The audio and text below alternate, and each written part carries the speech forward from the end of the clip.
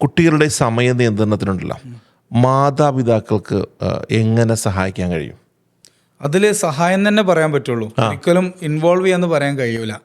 കാരണം എന്താ വെച്ചാൽ ഈ കുട്ടി ഏത് സമയത്ത് പഠിക്കണം എന്നുള്ളതും ഏത് സമയത്താണ് ആ കുട്ടി പഠിച്ചാലാണ് ആ കുട്ടിക്ക് മാക്സിമം അത് ഉള്ളിലേക്ക് കയറുക എന്നുള്ളതൊന്നും നമുക്കൊരു പുറത്തുനിന്ന് നോക്കുന്ന ഒരാൾക്ക് പറയാൻ കഴിയൂല. എങ്ങനെ പഠിക്കണമെന്ന് നമുക്ക് പറയാൻ കഴിയില്ല. കുറെ നേരം വായിക്കണം, കുറെ നേരം എഴുതേണ്ടി വരും, ഉച്ചത്തിൽ വായിക്കേണ്ടി വരും.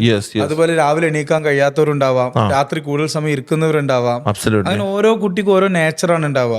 അപ്പോൾ ആ നേച്ചറിൽ അവർ കൃത്യമായിട്ട് ചെയ്യുന്നുണ്ടോ എന്ന് ഉറപ്പ് വരുത്താനേ നമുക്ക് എന്ത് ചെയ്യാൻ പറ്റുള്ളൂ. രണ്ടാമത്തെ കാര്യം, ആ സമയങ്ങളിൽ കൃത്യമായിട്ട് അവർ പഠനമല്ലാതെ മറ്റു കാര്യങ്ങളിലേക്ക് പോകുമ്പോൾ, ഫോർ എക്സാമ്പിൾ കളി എന്ന് പറഞ്ഞ സാധനം എന്തായാലും കുട്ടികൾക്ക് വേണ്ടി വരും.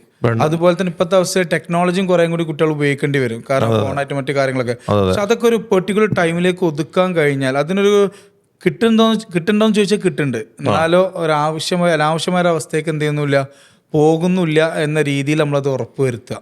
അതാണ് സമയത്തിൽ അതിലുള്ളൊരു പ്രത്യേക പറയും. പിന്നെ ഉറക്കം കാര്യങ്ങളൊക്കെ കറക്റ്റ് ഉണ്ട് എന്ന് തന്നെ എന്ത് ചെയ്യണം, ഉറപ്പുവരുത്തണം. കാരണം അതൊക്കെ ഒരു വലിയൊരു കാര്യം തന്നെയാണ്. 8ാം ക്ലാസ്സിൽ പഠിക്കുന്ന കുട്ടി ഒരു 2 മണിക്കൂർ പഠിക്കുന്നുണ്ട്, അതേ കുട്ടി 10-ലെത്തുമ്പോൾ 2 മണിക്കൂർ കൊണ്ട് തികയില്ല.